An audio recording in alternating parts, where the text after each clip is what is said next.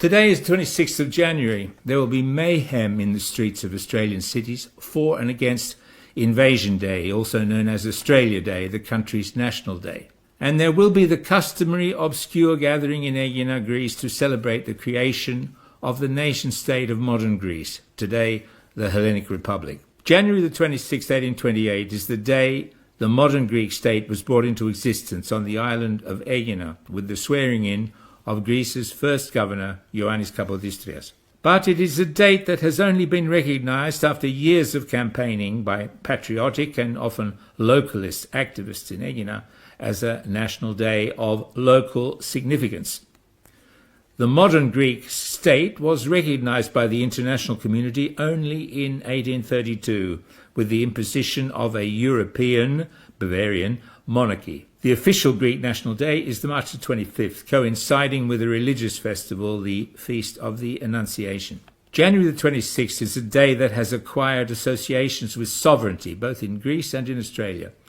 For both Greeks and Australians, celebrating it requires resistance to pressure, sometimes intense, and in the Australian case, occasionally even unbearable from the international community, its politicians and its mass media. Before Australian governments started adopting their present globalist policies, Australia's National Day was just the anniversary of the establishment of a British prison in Sydney in 1788, which could also be represented, if they so wished, by descendants of the country's indigenous inhabitants of the 18th century as the beginnings of a foreign occupation. But when this perspective begins to be adopted by established power, its nature changes entirely. It becomes an ideology of domination. It becomes the equivalent of the imposition of a foreign monarch as head of state. Australian governments at both the federal and state level, with the state of Victoria in the lead, are beginning to make the date 26 January in Australia what it has already become for Greeks, a date signifying the eccentricity of marginalised people who want to make claims for it that mainstream power does not wish to accept. Most Greeks are not even aware of the significance that the people of Aegina and the devotees of modern Greece's assassinated first leader, Ioannis Kapodistrias, attach to the 26th of January. Will future generations of Australians be similarly unaware of the 26th of January being of any significance in the history of what in 2025 remains, for the moment, their country? Yesterday, I decided I'd make this video you're watching now. It's about Australia Day and why I think it's important. There's also this public event hosted by a mate of mine. I'll be attending that event and I wanted to make sure you guys knew about it too. But first, I thought I'd scrub up on what's been going on with Australia Day at a political level. So I checked out some recent news and I learned that a few years ago, Melbourne's annual Australia Day parade was cancelled. COVID-19 was the excuse for why it was cancelled. But according to the new state premier, Jacinta Allen, despite COVID apparently just vanishing along with Daniel Andrews, the Australia Day parade is to remain cancelled forever. But look at this, Allen then dodged responsibility for that, stating that it wasn't her decision whether or not the Australia Day parade went ahead. It's out of her control, she reckons. Well, whose decision is it then? Who's in control if not the Premier? And what do they have against Aussies and Australia Day? Looking for some answers, I checked out the Victorian State website and their description of Australia Day. And listen to this. They describe Australia Day as though it's some sort of business department. And the only information they provide on Australia Day is the importance of Aboriginal people as traditional custodians of the land. I'm not kidding. That's all it actually says on the government's own website regarding Australia Day. There's nothing here about the First Fleet, nothing about James Cook, the British colonisation, nothing about the Federation. There's not even an image of a national flag. What Australia Day represents is the way our country was established, but that's been completely omitted here. Disappeared like one of Stalin's former colleagues. But who's responsible for this? And, back to my original question, whose decision was it to cancel the Australia Day parade in Melbourne forever? Well, written here it states the government is partnered with a third party called the National Australia Day Council. But who are these people at this council? I mean, they're not elected. Workers don't even know about this council. It says here the National Australia Day Council is a social enterprise for coordinating Australia Day events or cancelling them.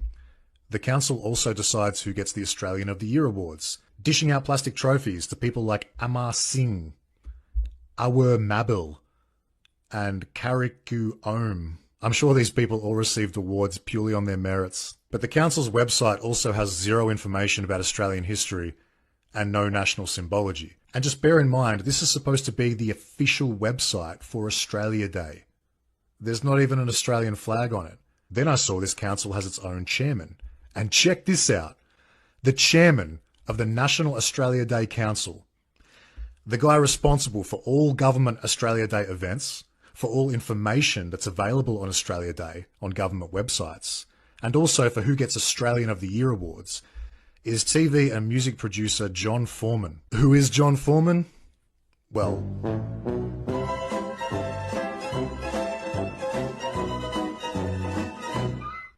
it really is every single time. This is the guy Jacinta Allen was talking about. Him and his council, making the decisions about Australia Day, distorting and deleting our history. But why? What are the motivations of this guy and his council? And this is very important for us to understand, because if we don't have a good concept of our national history, then we won't have a strong sense of national identity either. And if we lack a national identity, we're not going to be sure of who we are. If we don't have a good sense of who we are as a national group, then how can we be expected to identify enemy groups? Because not everyone in this world is your friend. Masses of people and businessmen are flooding into Australia with intent to take advantage of our country. They want to exploit us. That's why so much effort is put into trying to eliminate our history and identity, because it turns us into an expendable slave class. And it turns our country into an open breeding ground for scammers and tyrants. It's in the interests of enemies to our country to cancel national holidays and delete our history, because it distorts our identity and makes us easy to exploit. And we are being massively exploited. We see it in how our communities are changing and how our standard of living is crashing. But we can't fight back against these exploits until we reinvigorate a strong sense of national identity, Australian pride. We need to understand our history and be proud of it. And look, we're the Australian people. We're still the majority. We don't need government bureaucrats and their foreign partners to recognise Australia Day. We can recognise it ourselves. And it's important that we do that because Australia Day is an open celebration of our national identity. It marks who we are and where we came from. That's exactly why they're trying to cancel it. It's part of a psychological disarmament to stop us, the Australians, from fighting back. If they're allowed to continue cancelling our national holidays and deleting our history, they'll delete us too. And yeah, they'll do it with a smile on their dial, speaking always of multiculturalism and inclusion. That's their justification, but it's all lies to disguise their deep hostility to our people. Συζήτηση για λίγη ώρα για το θέμα της ημερομηνίας 26 Ιανουαρίου. Δηλαδή 26 Ιανουαρίου που έγινε η ορκομοσία του πρώτου κυβερνήτη της απελευθερωμένης Ελλάδας στην Αίγυπτο το 1828 και την ίδρυση του ελληνικού κράτους. Νομίζω ότι Μενέλα έχουμε άλλη εικόνα εδώ, έτσι δεν είναι, που δείχνει την ίδρυση από την Αίγυπτο πόρτα, έχουμε κάποια εικόνα εδώ. Δεν βλέπω την εικόνα, αλλά πιστεύω, ελπίζω ότι πρόκειται για φωτογραφία από την φετινή επέτειο της δημιουργίας του κράτους στην Αίγινα, που την διοργάνωσε ο Δήμος Αίγινας με ομιλητές τον κύριο Κούκο, τον Παναγιώτη Πασπαλιάρη, τον κύριο Κώστα Σταμάτη. Αυτό βλέπουμε αυτή τη στιγμή. Ναι. Στην επόμενη φωτογραφία βλέπουμε την τελετή που πραγματοποιήθηκε στην Αίγινα το 2008. 26 Ιανουαρίου 2008. Υπήρξε η 180η επέτειος της ίδρυσης του νέου ελληνικού κράτους. Νομίζω ότι βλέπουμε εδώ αυτή η τελετή από το 2008. Η επέτειος αυτή γιορτάστηκε μόνο σαν τοπική τελετή στην Αίγινα. Θα ήθελα να ρωτήσω τώρα τον κύριο Κούκο πώς βλέπει αυτή η κατάσταση, πώς αναπτύχθηκε αυτή η παράξενη κατάσταση που η δημιουργία του κράτους, του ελληνικού κράτους, γιορτάζεται μόνο σαν τοπική γιορτή. Ποια είναι η αληθινή σημασία για τους Έλληνες της ημερομηνίας 26 Ιανουαρίου και κατά πόσο αναγνωρίζεται αυτή η πραγματικότητα? Νομίζω ότι αν ήταν εδώ ο Δήμαρχος θα περηφανευόταν για την πρόοδο που έχει γίνει τα τελευταία χρόνια σε σχέση με αυτό. Αλλά θα ήθελα να το εξηγήσετε και την γενική κατάσταση, κύριε Κούκο. Ευχαριστώ για την ερώτηση. Είναι πολύ σημαντικό αυτό το θέμα και η ανακοίνησή του από την πρώτη πρωτεύουσα της Ελλάδος, που τονίζουμε πάντα ότι είναι η Αίγινα. Έτσι λοιπόν η Αίγινα βλέπουμε ότι πάντα μπαίνει μπροστά σε κάποια πάρα πολύ σημαντικά θέματα και νομίζω ότι η ίδρυση του ελληνικού κράτους είναι ένα πάρα πολύ σημαντικό θέμα και θα έπρεπε να γιορτάζεται όπως σε πάρα πολλά κράτη του κόσμου με πολύ μικρότερη ιστορία από την ελληνική. Πραγματικά είναι απορίας άξιων. Αλλά αγαπητέ Wayne, θα σε πάω σε άλλα θέματα πάρα πολύ επίκαιρα, όπως το ότι δεν διδάσκεται η Ελληνική Επανάσταση στα ελληνικά πανεπιστήμια. Ατυχώς έχουμε πάρα πολύ λίγες ώρες μάθημα και ανάλυση της Ελληνικής Επαναστάσεως στο Ελληνικό Πανεπιστήμιο και μάλιστα στο τμήμα που λέγεται Ιστορικό Αρχαιολογικό. Επίσης έχουμε πάρα πολύ λίγες σελίδες αφιερωμένες σε αυτό το τεράστιο γεγονός στα βιβλία των παιδιών μας, του Δημοτικού, του Γυμνασίου και του Λυκείου, και είναι εντυπωσιακό. Φαντάζομαι ότι και στη χώρα σου, την Αυστραλία, αλλά και σε άλλες χώρες, στις ΗΠΑ, στη Γαλλία, στη Μεγάλη Βρετανία, η ίδρυση των κρατών και οι επαναστάσεις αντίστοιχα παίρνουν πάρα πολύ μεγάλο μέρος ανάλυσης και μελέτης και διδασκαλίας προς τα παιδιά όλων των ηλικιών. Δυστυχώς εδώ πάντα βρίσκουμε τους ξένους να φταίνε για ό,τι συμβαίνει σε αυτή τη χώρα. Πάντα φταίνε κάποιες μεγάλες ξένες δυνάμεις και δεν φταίμε εμείς οι ίδιοι για αυτή την απίστευτη κατάντια, διότι το τονίζω ότι εδώ έχουμε ένα κράτος το οποίο δούλεψε ο Καποδίστριας πάρα πολύ ισχυρά και πέτυχε την ίδρυσή του, αλλά μετά τη δολοφονία του πραγματικά βλέπουμε να επικρατεί ένας πολιτικός κοντζαμπασισμός και άνθρωποι οι οποίοι δεν έχουν ούτε αξίες, ούτε ιερό ούτε όσιο που θα λέγαμε, οι οποίοι κυριαρχούν σε αυτή τη χώρα. Νίκησαν λοιπόν αυτές οι μεγάλες δυνάμεις, Wayne. Νίκησε το Αγγλικό κόμμα, νίκησε το Γαλλικό κόμμα με τους εδώ μεγάλους εκπροσώπους τους, τον Κολέτη και τον Μαυροκορδάτο, και αυτοί οι άνθρωποι με άλλα ονόματα δυστυχώς κυριαρχούν σε αυτή τη χώρα με φωτεινά διαλύματα. Δεν πέρασε μία μέρα, δεν έγινε το εθνικό κτηματολόγιο, δεν έγιναν βασικά πράγματα και πάντα μας φταίνε κάποιοι άλλοι και δεν φταίμε εμείς. Είναι γνωστό ότι στις 26 Ιανουαρίου το 1888 εγκαθίσταται ο κυβερνήτης Καποδίστριας μόνιμα στην Ελλάδα με έδρα την Αίγινα, η πρώτη κυβέρνηση του ελληνικού κράτους, μετά από απόφαση της Τριζίνας, Εθνοσυνέλευσης της Τριζίνας. Με μια διαφορά ότι παρά το γεγονός ότι ήταν μια πολύ σοβαρή εξέλιξη, ήταν η κατάληξη του αγώνα, 7 χρόνων αγώνα για την εθνική απελευθέρωση των Ελλήνων, ωστόσο αυτό είναι το οξύμορο σχήμα, θεωρείται τοπική εορτή και όχι εθνική εορτή. Είναι η μόνη ίδρυση του ελληνικού κράτους που δεν επιβλήθηκε από τις ξένες δυνάμεις. Επιβλήθηκε από τον αγώνα των Ελλήνων με όλη την αντιφατικότητά του, γιατί ήταν αποτέλεσμα της συμφωνίας της Εθνοσυνέλευσης της Τριζίνας. Ενώ, για παράδειγμα, η επίσημη ίδρυση του ελληνικού κράτους που θεωρείται η έλευση του Όθωνα ήταν αποτέλεσμα της παρέμβασης των Άγγλων και των Γάλλων σαν προστατευόμενων δυνάμεων που έφεραν τον Βαβαρό αντιβασιλέα ως βασιλιά της Ελλάδας. Είτε στην Αίγινα είτε στον Άφλιο. Και στις δύο περιοχές, τονίζοντας ή αναδεικνύοντας την ανάγκη να προσθεθεί η 26η Ιανουαρίου ως μία ακόμη εθνική επέτειος, πολύ σοβαρή εθνική επέτειος του ελληνικού λαού, πολύ σημαντική στις τωρινές συνθήκες, διότι είναι επέτειος της εθνικής ανεξαρτησίας. Κατακτάται η εθνική ανεξαρτησία επισήμως πλέον, θεσμικά, με την ίδρυση του ελληνικού κράτους μετά την απόφαση της Εθνοσυνέλευσης της Τριζίνας. Έχει μεγάλη σημασία στις τωρινές συνθήκες, σε συνθήκες όπου έχει παραγωνηθεί ή έχει απεμποληθεί ανεφών και αμετάκλητα η εθνική κυριαρχία της χώρας από τις κυβερνήσεις, και γι' αυτό έχει μεγάλη σημασία, ειδικά τώρα, να προσθεθεί αυτή η εθνική επέτειος.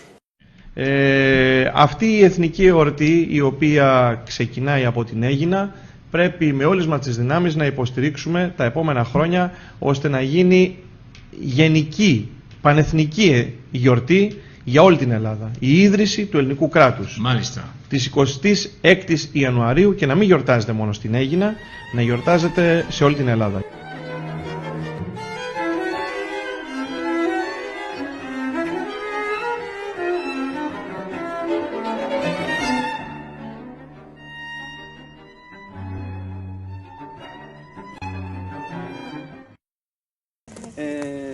Πρώτα, πριν ξεκινήσουμε την ταινία, θα μας μιλήσει ο κύριος Βουέιν λίγο για κάποια πράγματα και συνεχίζουμε μετά. Ευχαριστώ πάρα πολύ, Λευτέρη. Θα πω μόνο δύο λόγια. Δεν θα μιλήσω τώρα. Θα δούμε την συνέντευξη τύπου που έκανε ο Fuellmich όταν ήρθε στην Αθήνα το Σεπτέμβριο του 2022. Αυτή η συνέντευξη τύπου είναι στην SCA και θα ξεκινήσουμε με αυτό και μετά θα προχωρήσουμε. Είναι ιστορική πραγματικά η σημερινή ημέρα για πολλούς λόγους, διότι έχουμε δύο ανθρώπους από το διεθνές, θα έλεγα, στερέωμα, οι οποίοι όρθωσαν το ανάστημά τους επιστημονικά και όχι μόνο. Θα σας δώσω λίγο μια περιγραφή του δεύτερου ομιλητή μας, του καθηγητού Reiner Fuellmich. Οι άνθρωποι αυτοί είναι, νομίζω, ένα σύμβολο, θα είναι σύμβολο μετά από μερικά χρόνια, είναι σύμβολο, αλλά θα γίνουν ακόμα μεγαλύτερο σύμβολο για όλους τους λαούς και πιστεύω και για όλες τις εποχές, διότι δεν έχουν αυτή τη στιγμή την πολυτέλεια, αν θέλετε να λένε αυτά που λένε, χωρίς τίμημα. Για τον συνομιλητή μου εδώ δίπλα, τις τελευταίες μέρες κυκλοφόρησαν κατάπτυστα δημοσιεύματα, τα οποία τον χαρακτηρίζουν με πολλούς διαφορετικούς τρόπους, γνωρίζοντας ότι εδώ στην Ελλάδα θα γίνει πάταγος με την παρουσία αυτών των ανθρώπων και θα το δούμε αύριο και στο Πάρκο Ελευθερίας. Αυτή εδώ η συνέντευξη τύπου η οποία δίδεται, να ξέρετε, ότι θα έχει πολλαπλασιαστική ισχύ και αξία εφόσον σε λίγες ώρες γίνει το μοντάζ και κυκλοφορήσουν οι απαντήσεις οι οποίες θα δοθούν. Λοιπόν, χωρίς να κουράζω, ο Reiner Fuellmich, ο οποίος είναι δίπλα μου, είναι μια πολυσχηδής προσωπικότητα. Γεννήθηκε το 1958 στη Βρέμη. Είναι Γερμανός δικηγόρος απόφοιτος του Πανεπιστημίου Göttingen με μεταπτυχιακό μάστερ στα νομικά στο UCLA στην Καλιφόρνια και διδακτορικό στο Πανεπιστήμιο Göttingen. Είναι καθηγητής της νομικής σχολής του Πανεπιστημίου του Ανόβερο και της Ινδιάνα των ΗΠΑ. Λέκτορας στο Πανεπιστήμιο Ταρτού της Εστονίας, μέλος της Επιτροπής Βιοειθικής των Πανεπιστημιακών Νοσοκομείων Göttingen και Ανόβερο. Εργάστηκε στο παράρτημα της Deutsche Bank Financial Institution Department, στο τμήμα τέλος πάντων που αφορούσε τα οικονομικά, σαν δικηγόρος επί των οικονομικών θεμάτων της τραπέζης και μάλιστα στο Τόκιο, στην Ιαπωνία, από το 1990 έως το 1992, ενώ από το 1993 έχει ιδρύσει τη δική του δικηγορική εταιρεία, η οποία το 2009 κατατάσσονταν στις 20 καλύτερες νομικές εταιρείες για την προστασία των επενδυτών στη Γερμανία. Υπήρξε ένα από τους βασικούς παράγοντες για την καταγγελία του σκανδάλου της εκπομπής ρήπων της αυτοκινητοβιομηχανίας Volkswagen. Δεν δίστασε να μιλήσει την Deutsche Bank, την τράπεζα στην οποία εργάζονταν, για υποθέσεις εξαπάτησης Γερμανών δανειοληπτών στα θέματα κυρίως της εστίας, σε σπίτια. Είναι εκπρόσωπος της μη κυβερνητικής επιτροπής Stiftung Corona Ausschuss, η οποία ερευνά ζητήματα που αφορούν την επιδημία του κοροναϊού.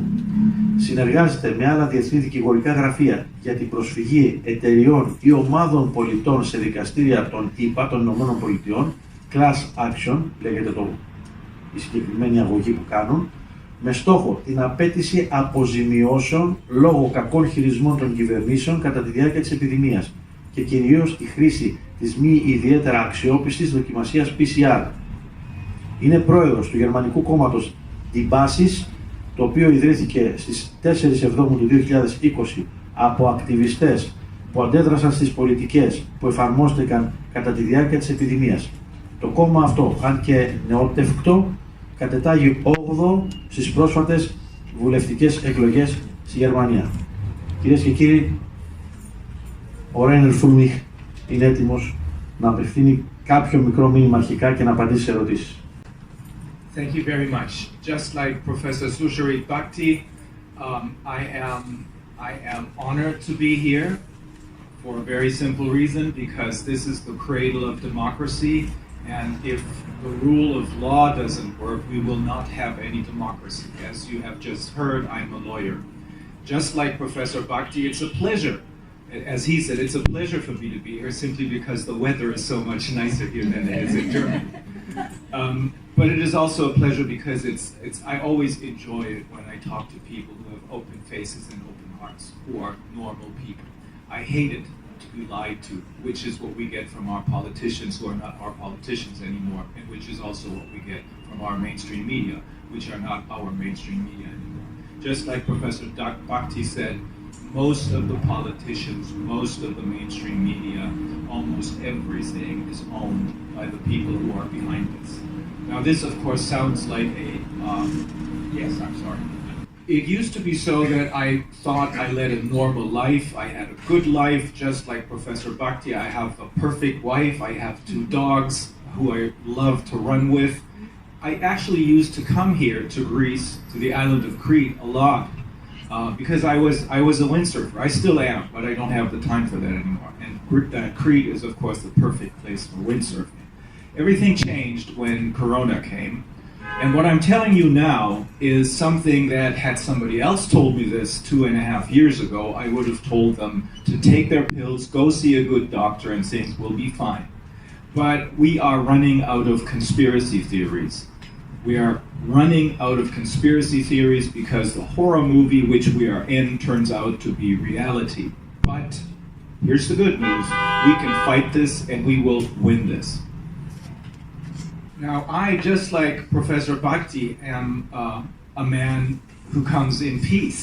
I'm saying this because my wife and I have a ranch in Northern California, and it's situated on a knoll on a little hill, and this is where the Indians used to wait for the buffalo and the antelope to come. We can see all that. There's still lots of arrowheads.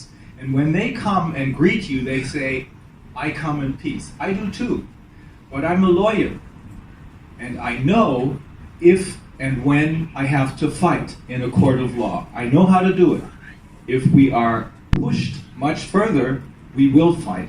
We're already in several court battles which don't make any sense in Germany anymore, and maybe not here, I don't know, but it does make a lot of sense to continue with the legal fighting in the American courts of law. I will explain very briefly about that. So let me give you a very brief overview of what I learned over the last 2 years and 2 months now.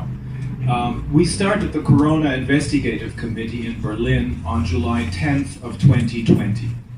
As I said, I knew nothing. Back then, I knew nothing.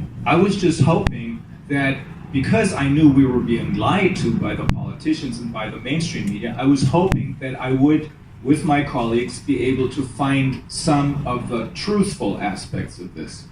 And I just couldn't believe what we found out and what I'm going to tell you right now. So what we are dealing with is not a pandemic. This is a plandemic. It has been planned for a long time, for decades, maybe longer. It all started way back, probably in 1850, around 1850, when Charles Darwin came up with the idea of survival of the fittest. This then turned into eugenics. Eugenics is the basis for everything we're seeing. In 1906, the British Eugenics Society was founded, and I think in 1925, the American Eugenics Society was founded. And the same people who are now pushing this corona pandemic are still around, or their successors.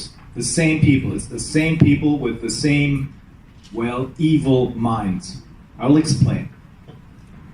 So with this in mind, the backdrop is eugenics, and what is now happening worldwide, as Professor Bhakti has already alluded to, and as you know is happening in your country, this has turned into genocide.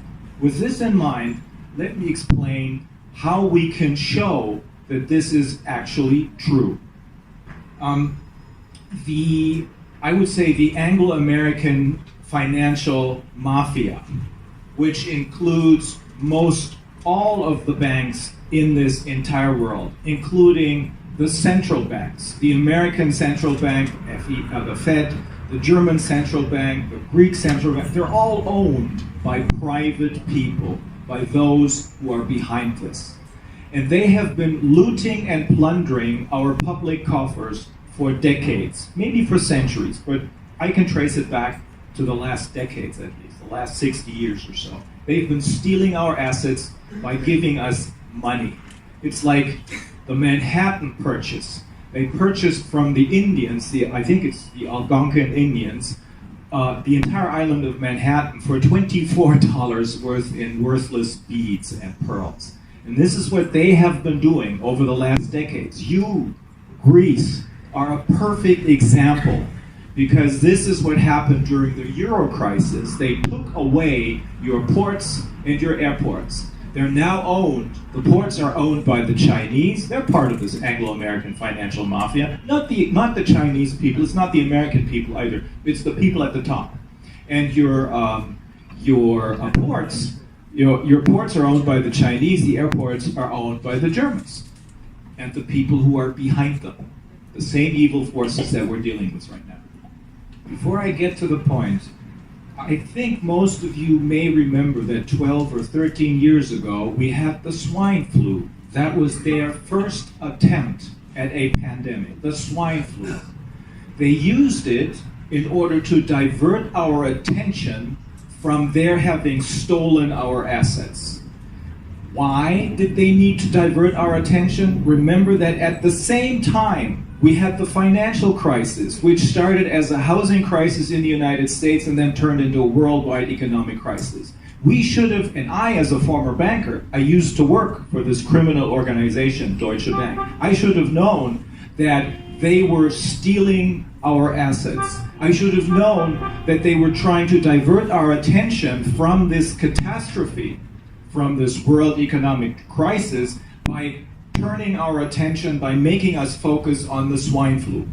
The swine flu was their first attempt. 10 years later, the same thing happened over again.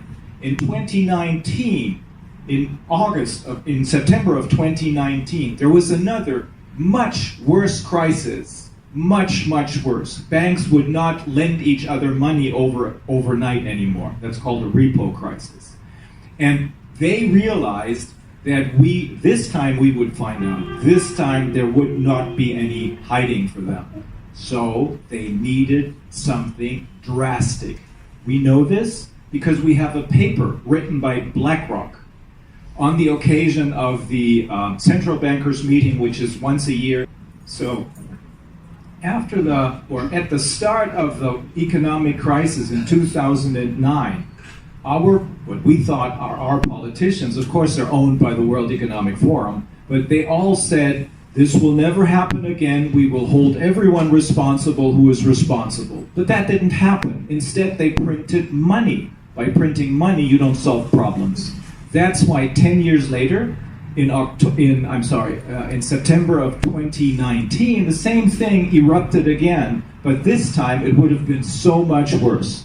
That's why they decided we're going to need to take drastic measures. That's what's in this BlackRock paper. We need to take drastic measures in order to divert the people's attention from there, which is where they're stealing our money and assets, to there, which is where fear is. Be afraid of a pandemic. Be afraid of a virus. The only way out is vaccinations. What we are seeing is two things culminating at the same time. Two things. One, they have been planning this pandemic for decades. There have been maneuvers, so to speak. 3 of them we have examined in detail. One is Operation Dark Winter in 2000. That was a military experiment, a military exercise is probably a better word. And it showed exactly that what we're seeing right now is going to happen. It was an exercise. Operation Dark Winter, that was shortly before 9/11. The second one was Operation Lockstep, a Rockefeller-funded exercise that's in 2010. And the third and final such exercise was Event 201 in September of 2019. All of this is their planning. It shows that they have been planning this. We know that the virus, we know that the vaccines have been patented for years. We know that the PCR tests have been patented to do this for years. This is one thing which is now happening because it's according to plan. But the other thing is not according to plan. They have been stealing so much from us in such a blatant way. Most of our politicians are totally corrupt, including Germans. Look at our chancellor. He's involved in every major financial crime of the past 10 years. They have gone too far too quick. They stole too much from us, and that's why they rushed into this, because they didn't have any time. They needed drastic measures quickly. So here's the planning on the one side, and here's the emergency, which they didn't quite understand, because more and more of us were waking up. Yes. So here's now the final part of what I wanted to tell you. This is the backdrop. They have been planning this for a long time. Eugenics is the backdrop. They've been planning this for a long time. And this is why they went ahead with it a little too fast. And that's why they're making so many mistakes. Because they had stolen so much from us in such a short period of time that they were about to be exposed, because more and more of us were beginning to understand what this is about. So what are the drastic measures that they called for? Well, it's this. It's the corona crisis. However, in early 2020, there were no cases anywhere. No cases. In China, we remember the picture of people falling over, seemingly dropping dead instantly. We don't know if this is staged or not, but there were no cases. They had everything under control. They needed cases in order to get the pandemic going. How did they create the cases? With the help of the PCR test. It's only the PCR test which they used to create the cases. And that's why there's no excess mortality anywhere, not in Bergamo, not in New York. No excess mortality anywhere before the vaccination started. They created the cases in order to push the vaccinations, and that's when it all started.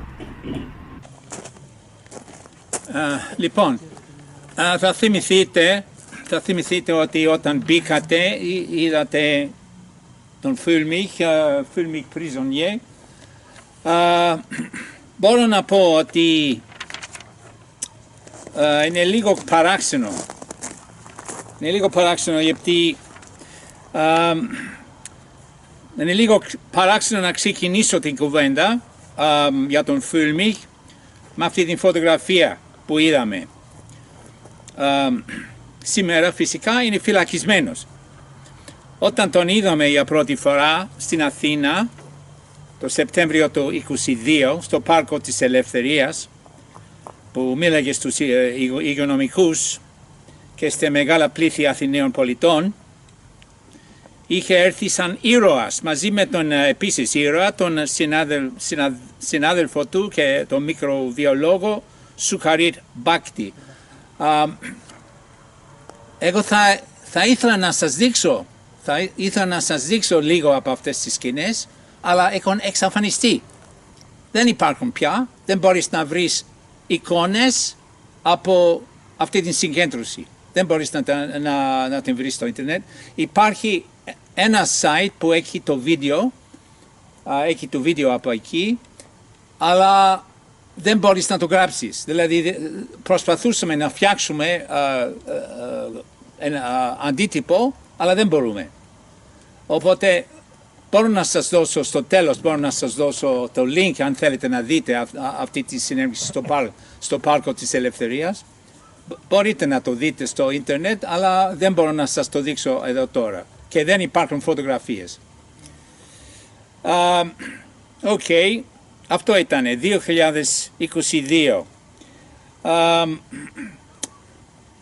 Ο Reiner Fuellmich ήταν και είναι ένας διακεκριμένος δικηγόρος που είχε αναλάβει με επιτυχία υποθέσεις κατά της εταιρικής διαφθοράς στο υψηλότερο επίπεδο, κατά της Volkswagen, κατά την Deutsche Bank. Ορισμένοι θαυμαστές του, λόγω της επικρατούσας άποψης ότι ήταν κατάλληλο πρόσωπο για να διερευνήσει την εγκληματικότητα που κρυβόταν επί COVID σε παγκόσμιο επίπεδο πίσω από την πρόσωψη της κυβερνητικής πολιτικής, τον έπεισαν να επιστρέψει στην Γερμανία, από την Καλιφόρνια, όπου ζούσε με τη σύζυγό του. Ο Fuellmich είχε εντυπωσιαστεί από τις δυνατότητες του δικαστικού συστήματος των ΗΠΑ, το οποίο θεωρούσε καλύτερο από εκείνο της Γερμανίας. Η διαφθορά ήταν γενικευμένη και στις ΗΠΑ, αλλά σύμφωνα με τον Fuellmich, στην Αμερική, στο τοπικό επίπεδο υπήρχε ακόμα η δυνατότητα να βρεθεί άφθαρτο δικαστήριο, κάτι που έκρινε αδύνατο στη Γερμανία. Επίσης στην Αμερική υπήρχε ο θεσμός του Grand Jury, δηλαδή μεγάλο δικαστικό σώμα. Αυτό είναι ένα στοιχείο του βρετανικού συστήματος κοινού δικαίου, το οποίο έκρινε ο Fuellmich ότι θα μπορούσε να διευκολύνει την δίκαιη αντιμετώπιση των καταστάσεων που προέκυψαν επί COVID. Από την εμπειρία του, ο Fuellmich είχε διαμορφώσει την άποψη επίσης ότι οι προοπτικές για την επικράτηση της νομιμότητας είναι λιγότερο ζωφερές στην Ινδία, στην Νότια Αφρική και σε ορισμένα μέρη της Αφρικής από τις δυτικές χώρες.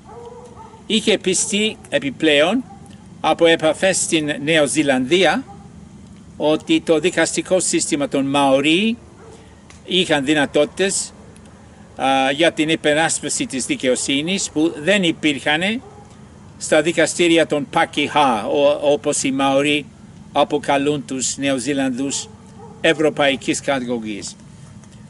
Όταν ήρθε το 2022 στην Αθήνα, που τον είδαμε τώρα, είχαν ήδη γίνει παρελθόν οι διαλυτικές προστριβές μέσα στην Stiftung Corona-Ausschuss, τη μη κυβερνητική ερευνητική επιτροπή που είχε ιδρύσει ο Reiner, μαζί με την συναδελφό του, την Vivian Fischer. Ο ίδιος ενθάρρυνε την πεποίθηση ότι αυτά τα προβλήματα ξεπερνιόνταν. Το γερμανικό κράτος όμως δεν ήταν πρόθυμο να το επιτρέπει, ενώ κανένα άλλο κράτος αναλάμβανε την υπεράσπιση του Fuellmich. Δηλαδή, τον συνέλαβαν στο Μεξικό και τον έφεραν και τον φυλάκισαν στη Γερμανία. Η μετατόπιση προς το νότιο ημισφαίριο που ξεκίνησε ο Fuellmich, δεδομένο του αδιεξόδου που αντιμετώπισε στη Γερμανία, βρήκανε στο Βανουάτου τη μεγαλύτερη και θερμότερη ανταπόκριση. Βανουάτου θα δείτε επάνω, εκεί πάνω. Βανουάτου είναι πάνω από τη Νέα Ζηλανδία, αρκετά τροπική χώρα. Θα πω λίγα πράγματα για το Βανουάτου και θα δείτε και άλλα πράγματα τώρα με το βίντεο που θα δούμε. Το Βανουάτου παλιότερα λεγόταν Νέες Ευρύδες. Βρίσκεται στο νότιο Ειρηνικό, 1000 χιλιόμετρα δυτικά των νησιών Φίτζι. 2 από τα 82 του νησιά διεκδικούνται και από την γαλλική αποικία Νέα Καλιδονία. Τα γαλλικά και τα βρετανικά συμφέροντα στο νησί αποτέλεσαν αιτία να κινηθούν οι δύο μεγάλες δυνάμεις σε προσάρτηση του εδάφους. Το 1906 συμφώνησαν σε κοινή διοίκηση. Αυτό είναι κάτι ασυνήθιστο, αλλά αυτή η χώρα είχε κοινή διαδίκηση, αγγλική και γαλλική, με διπλούς θεσμούς, διπλή αστυνομία, διπλό εκπαιδευτικό σύστημα. Αυτός που έχει φτιάξει το ντοκιμαντέρ σε άλλη ταινία εκφράζει την άποψή του. Γι' αυτό είναι Γάλλος αυτός και θα τον δούμε σε λίγο. Υπήρχε αυτές οι δύο κυβερνήσεις, γαλλικές και αγγλικές. Ήταν απικία μέχρι το 1980 που πήρε ανεξαρτησία.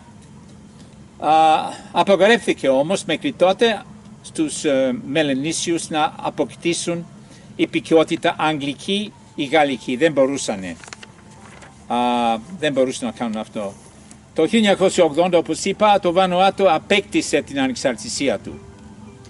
Ο πληθυσμός της χώρας ανέρχεται σε 330.000 κατοίκους. Μιλάνε 103 γλώσσες. 113 γλώσσες χρησιμοποιούνται στο Βανουάτου, που με αυτή την έννοια η χώρα είναι άμεσα σε αυτές με την μεγαλύτερη γλωσσική ποικιλία. Θα το δούμε από αυτή την άποψη. Θα παίξουμε τώρα το μικρό φιλμ που έκανε ο Φίλιππος. Να το βάλουμε τώρα. Ναι. Φίλιππος Καμπίλιο, που μένει στο Βανουάτου, θα τον δούμε. This is the story of what happened in Vanuatu in 2021.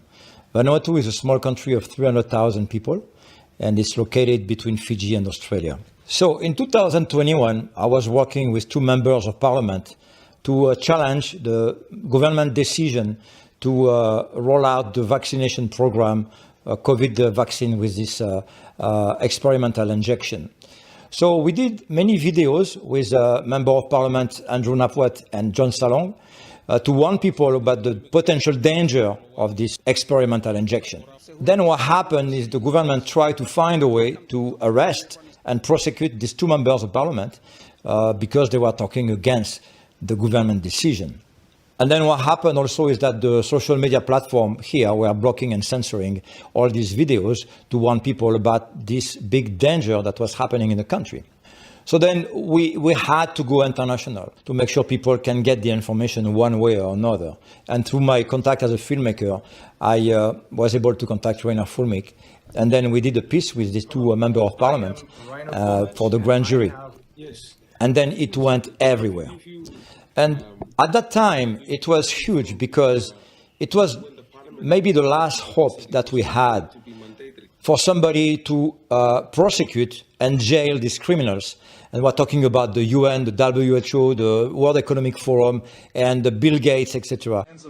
Basically, Reiner Fuellmich was showing the way, the legal way, to all the lawyers around the world who wanted to take these kind of cases, the way forward to be able to succeed and stop these criminals, whatever it was, governments, NGOs, the UN, the WHO, etc.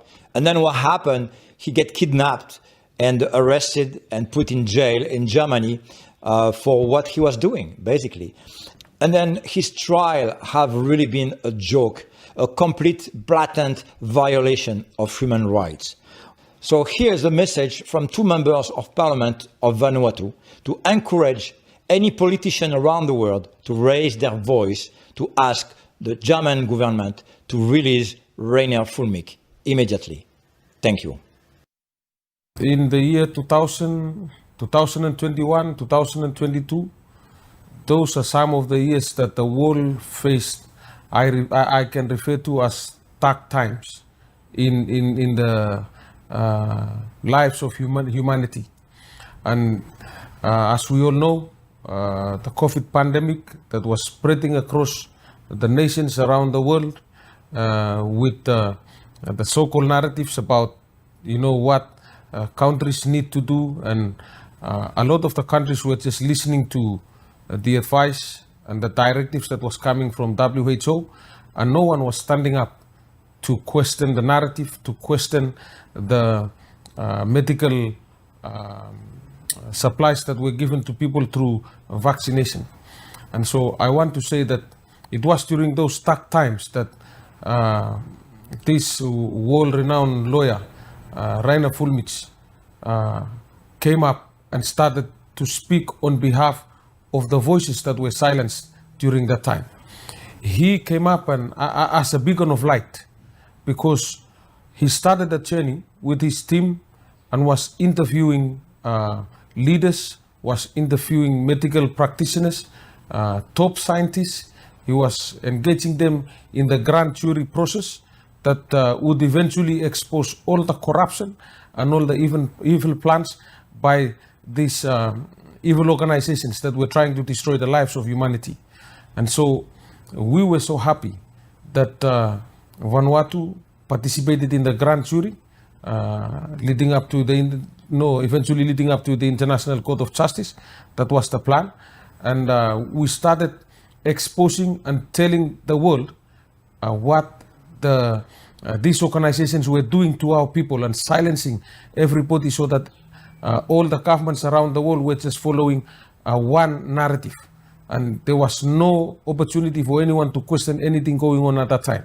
And so Reiner Fuellmich and his team invited us, and we started talking in the grand jury, and we told them the truth about what was happening in our country, Vanuatu, as well as we saw what was happening in the other countries around the world. And then I know that, what we were doing offended some of the people who were trying to devise these evil plans to destroy the lives of humanity.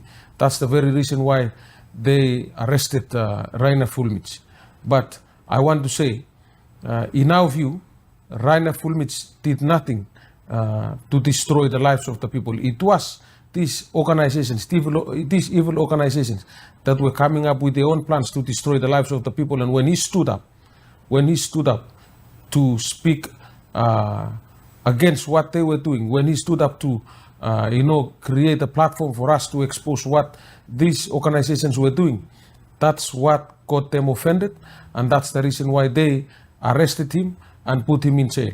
But if I can say, I want to call on the international community, governments and leaders to demand, to call, for the International Court of Justice, to call on the leaders to intervene and free up Dr. Reiner Fuellmich from prison and from the law that he's facing at the moment, so that he can be a free man again. Because what he's doing is giving hope to everybody around the world, is giving hope to humanity. What he's doing, in my view, is about saving the lives of our people. So it's important that we all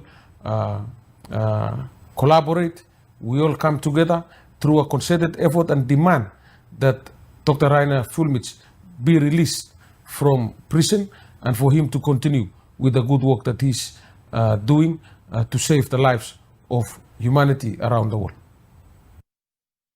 I'm recalling that Reiner Fuellmich, who was a very important lawyer for us at the time when we were being restricted and we couldn't speak, and we were being threatened that we would be put in jail. We got the opportunity to appear in front of the grand jury investigation to present the case of Vanuatu, and knowing that the same strict restrictions that were being applied around the world were also being applied here in the Republic of Vanuatu. He provided the avenue for us to be able to have our voices heard, and we were looking forward to us continuing to work together to be able to present a class action suit to fight against the spirit of Nazism that was basically taking over the whole world. And we all know that there was absolute oppression, and he was a beacon of hope for us. He was the very important salt of the earth for us. And we are calling on everybody to pray for him that he will be in good spirits, that he will be strong and healthy, and that we will be able to argue in the appropriate places for him to be released from jail, because the situation was that the whole world was being put into oppression, and we were all standing together to fight for freedom, which we are now enjoying while he is in jail. And this is unjust, because he was a very important champion for us at that time when the scientific community was being told to say certain things, and there's only a few scientists who stood out and stuck to the real science, which was that there was no evidence for what was happening. It was basic oppression and total takeover of the whole world by people who wanted to imprison the rest of us. It is an absolute necessity that we get Reiner Fuellmich out of jail, and that he is also able to enjoy freedoms, and that we are able to put these cases into the courts of law, so that the courts of law can decide whether or not the oppression that we all suffered had any scientific basis. Because what we had been saying since day one is that it was a total subjugation of humanity to rules which had no basis in science. And this was only going to be argued in the courts, and we needed lawyers, and we still need lawyers like Reiner Fuellmich. And my prayer is that he's going to be released as soon as possible. Since early 2020, I have publicly expressed in many forums my firm professional opinion that the COVID lockdowns inflicted extreme costs on society for paltry benefits. One of these forums was an online interview hosted by Reiner Fuellmich sometime in 2021. I know Fuellmich faces claims of embezzlement whose veracity I am unable to ascertain. What I do know is that since 2021, Reiner Fuellmich's actions have helped disseminate non-mainstream views of the COVID response, including the view I agree with that many authority figures during COVID times did not act in the best interests of the populations over whom they had authority. Questioning authority has historically been dangerous, and the severity of the treatment Fuellmich is receiving at the hands of the German government is disproportionate to the severity of what he is formally accused of. The circumstances strongly suggest a political motivation for his arrest and prolonged detention. What he is experiencing is unacceptable in the Free West. Free Reiner Fuellmich. Λοιπόν, ξεκινάω. Από την εποχή του πανικού του COVID και της επιβολής πολιτικών που ήταν προηγουμένως αδιανόητες στις αναπτυγμένες χώρες, έχει επανεισαχθεί η θανατική ποινή.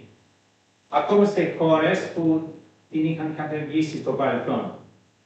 Δεν επανεισήχθη για τον παραδοσιακό λόγο της τιμωρίας του εγκλήματος ή στην χειρότερη περίπτωση για πολιτικούς λόγους. Όχι. Επανεισήχθη για δημογραφικούς λόγους, με σκοπό τη μείωση του πληθυσμού. Τα ηθικά επιχειρήματα που υποκρύπτονται στη συζήτηση για τα πλεονεκτήματα και τα μειονεκτήματα της θανατικής ποινής έχουν καταντήσει άσχετα, επειδή η σύνδεση με την ηθική τόσο σε ατομικό όσο σε κοινωνικό επίπεδο έχει διακοπεί. Ο έλεγχος των μέσων μαζικής ενημέρωσης και του πολιτικού συστήματος έχει κάνει δυνατή την υποβάθμιση της ηθικής σε υποκατηγορία του όρου συνωμοσία. Ωστόσο, είναι απολύτως εφικτό να αναζωπηρωθεί η συζήτηση για τη θανατική ποινή και να καταστεί σαφές ότι η δολοφονία πολιτών από το κράτος για δημογραφικούς σκοπούς είναι χειρότερη από τη δολοφονία πολιτών από το κράτος για τους παραδοσιακούς σκοπούς της τιμωρίας, ακόμα και για τους ιστορικά γνωστούς πολιτικούς σκοπούς. Το μόνο προηγούμενο για μαζικές δολοφονίες πολιτών είναι οι δολοφονίες εχθρικών πληθυσμών σε καταστάσεις πολέμου, οι πογκρόμ ενάντια των Εβραίων, σήμερα των Παλαιστινίων κτλ. Μπαίνουμε σε έδαφος που ξεπερνάει τα όρια των συζητήσεων για τη δημοκρατία. Θα ήθελα να προσθέσω ότι έχω δει η ιδέα της μείωσης του πληθυσμού ως βασικού στόχου του Παγκοσμίου Οικονομικού Φόρουμ να απορρίπτεται από αριστερούς και κατά τα άλλα έχουν αποδεχτεί μεγάλο μέρος της ανάλυσης του κινήματος για την αλήθεια. Μήπως αυτό εξηγείται από το γεγονός ότι οι αριστεροί και οι φιλελεύθεροι συνήθως αντιτίθενται σήμερα σε παγκόσμιο επίπεδο. Συνήθως αντιτίθενται στην θανατική ποινή. Έτσι, η αποδοχή της ιδέας ότι η θανατική ποινή εφαρμόζεται σήμερα σε παγκόσμιο επίπεδο με βάση δημογραφικά και όχι ηθικά, έστω και πολιτικά κριτήρια, θα τους υποχρέωνε να πάρουν θέση εναντίον. Κάτι που θα μπορούσε να βλέπουν ως επικίνδυνο.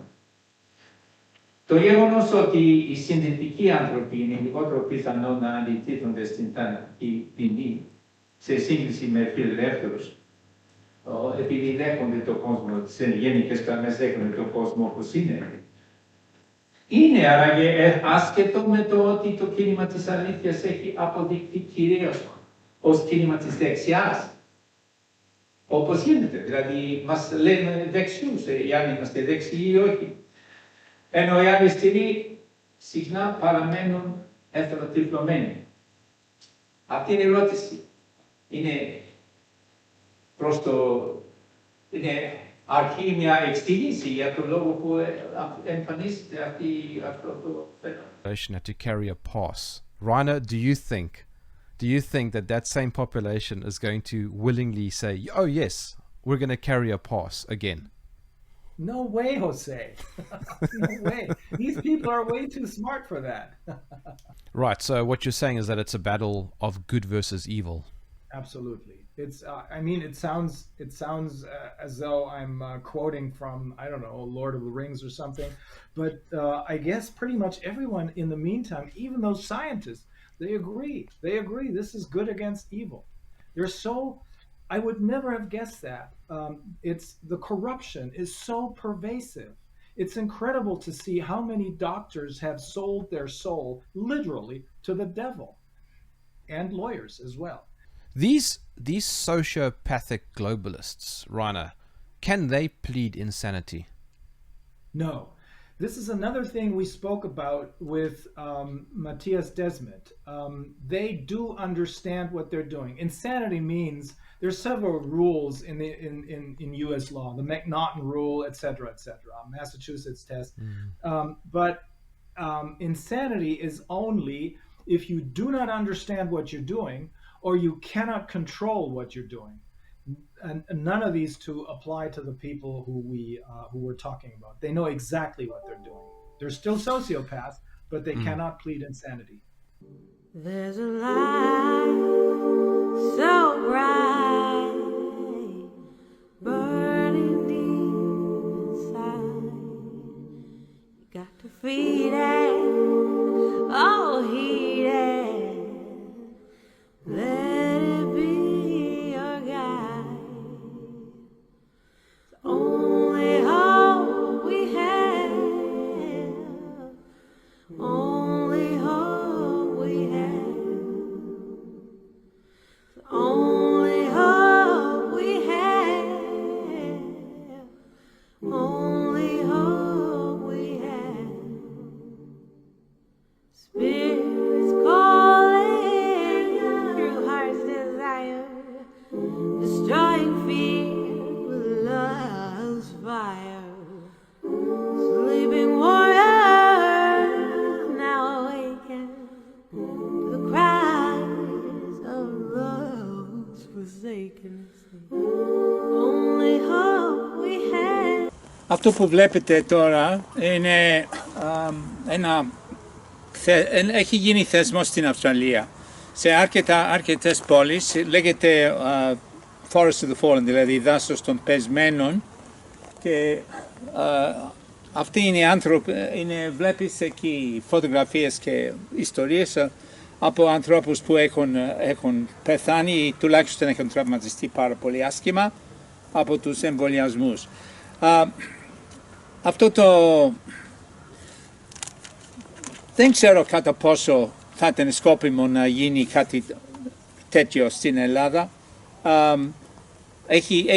Έχει αποκτήσει έδαφος στην Αυστραλία, αυτό το δάσος των πεσμένων. Φυσικά αγνοείται εντελώς από τα media, αλλά παρόλα αυτά όμως υπάρχουν στις διάφορες πόλεις τέτοια δάση των πεσμένων με αυτές τις πληροφορίες. Αυτό που είδαμε εκεί ήταν ένα μέρος που έζησα για 2 χρόνια. Γκλενέλκ στην Αδελαΐδα, είναι προάστιο της Αδελαΐδας που έμενα 2 χρόνια εκεί το 72 και 73. Ήταν πολύ διαφορετικό, όχι όλα αυτά τα high rise εκείνη την εποχή. Όμως δεν ξέρω, Ιαν, νομίζω ότι υπάρχει κάτι που είναι πιο κοντά σε αυτό που λέει ο Fuellmich, που με το ένα πόδι στο υπαρκτό σύστημα και άλλο ένα πόδι στο μέλλον. Αυτό νομίζω είναι σωστή προσέγγιση και είναι κάτι που γίνεται. Καταρχήν θα μοιράσω κάτι τώρα. Σας έχω πει ότι αν θέλετε να δείτε αυτό που έγινε το 22 στο Πάρκο της Ελευθερίας, υπάρχει ένα site που μπορείτε να δείτε αυτό που έκανε ο Reiner Fuellmich εκείνη την εποχή. Μόνο ένα site και δεν υπάρχουν φωτογραφίες, αλλά έχει ένα link που είναι από πίσω εδώ. Αλλά ουσιαστικά αυτό που δίνω τώρα είναι, υπάρχει άλλη μια περίπτωση, ένας άλλος δικηγόρος, τον συνέλαβαν τον Ιούνιο, Ολλανδός είναι, Άρνο Φαν Κέσελ, φυλακίστηκε και αυτός. Αυτός ήταν έτοιμος να κάνει αυτό που ήθελε να κάνει ο Reiner, αλλά τον πρόλαβαν και τον συνέλαβαν αμέσως πριν. Δεν μπορούσαν να σταματήσουν όμως τη δίκη που προχωράει από τον συνάδελφο που είχε πάρει όλα τα χαρτιά και αυτή η δίκη προχωράει στην Ολλανδία, αλλά με τον Φαν Κέσελ στην φυλακή. Έγινε πολύ κινηματογραφικά στο σπίτι του, δηλαδή μπήκαν η αστυνομία, τρομοκράτησαν με όπλα και τρυπά όλη την οικογένεια του και τον έβαλαν στην φυλακή χωρίς κατηγορία. Είναι ακόμα χειρότερο από την κατάσταση, τουλάχιστον με τον Fuellmich έπρεπε να βρούνε κάποιες κατηγορίες και όταν απέτυχαν η πρώτη κατηγορία που είχαν εναντίον του έπρεπε να το αφήσουν γιατί αθωώθηκε, οπότε βρήκαν άλλη κατηγορία. Αλλά με τον Βαν Κέσεν όμως δεν έχουν βρει κατηγορίες, απλώς είναι στην φυλακή χωρίς κατηγορία.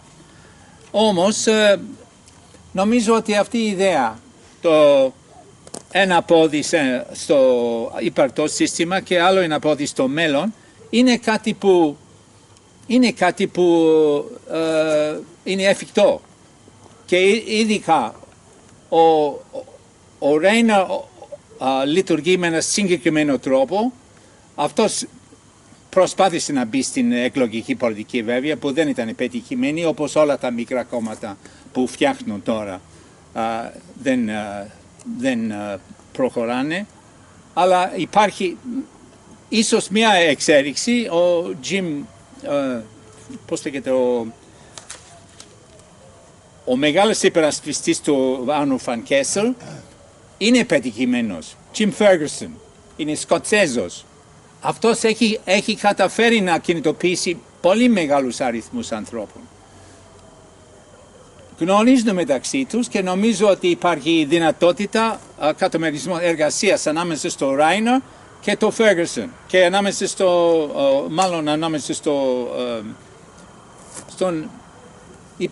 ανάμεσα στους υπερασπιστές αυτών των δύο ανθρώπων.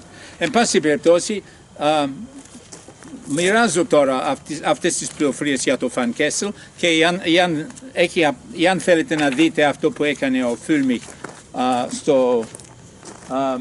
στο Πάρκο της Ελευθερίας, είναι από πίσω, θα δείτε το link.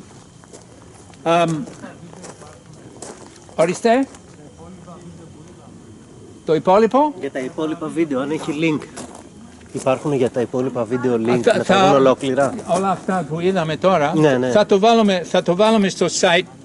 Δεν είναι ακόμα εκεί, αλλά θα το βάλουμε στο site και κοιτάξτε, εάν θέλετε πληροφορίες, έχω αφήσει και αν θέλετε να βάλετε τα στοιχεία σας, είναι εκεί στο bar, μπορείτε να βάλετε τα στοιχεία σας και θα σας ενημερώσω, αλλά όμως αυτό είναι κάτι που ήρθε το πρωί.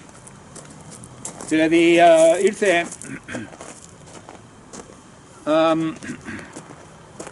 λέγεται τη διακήρυξη του φάρου του Cape Byron. Πάλι είναι στην Αυστραλία, αλλά νομίζω ότι θα έχει συμμετοχή και από την Αμερική και από την Ευρώπη.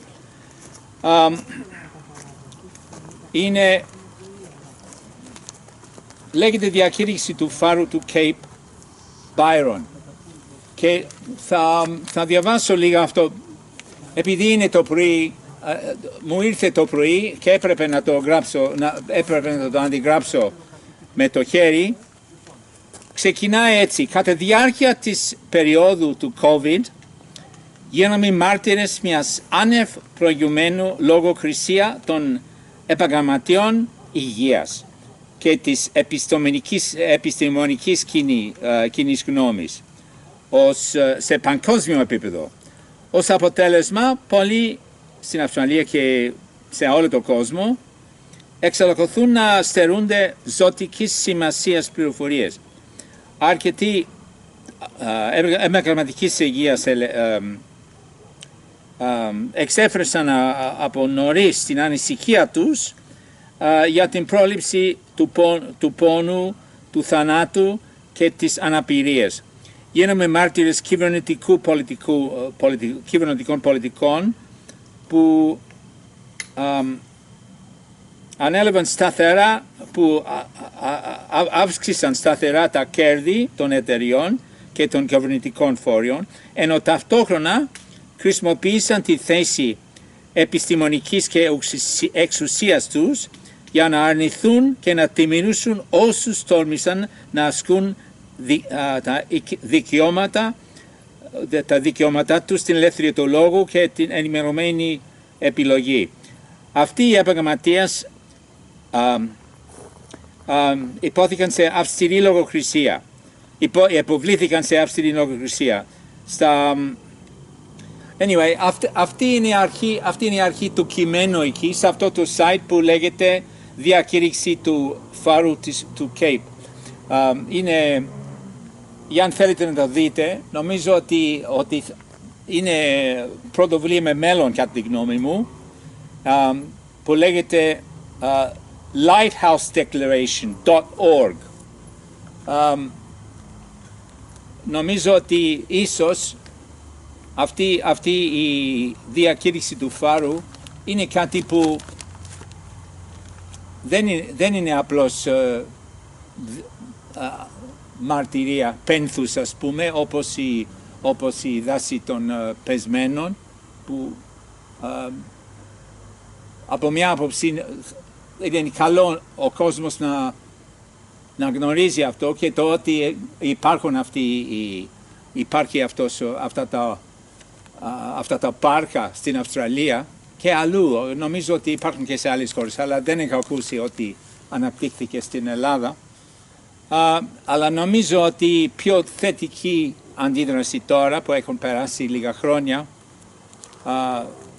πιο θετική στάση θα είναι μέσα σε αυτή τη διακήρυξη του φάρου του Cape Byron. Cape Byron είναι το πιο ανατολικό μέρος της Αυστραλίας, το πιο ανατολικό. Είναι ακροτήρι. Αλλά εκεί είναι μεγάλος φάρος και νομίζω ότι θέλω να λειτουργήσει συμβολικά αυτός ο φάρος, επειδή προειδοποιεί για κίνδυνο και ρίχνει φως, ας πούμε. Εν πάση περιπτώσει, Ή αν θέλετε άλλες πληροφορίες, μπορείτε να αφήσετε στοιχεία εκεί στο μπαρ και αν μπορώ να δώσω απαντήσεις, δεν είμαι πολύ καλά ενημερωμένος και δεν μιλάω πολύ καλά ελληνικά, αλλά αν θέλετε να συζητήσουμε τίποτα ή να απαντήσω αν ξέρω την απάντηση, διαφορετικά τελειώνω και αυτό είχα να πω. Εξαρτάται από εσάς. Okay.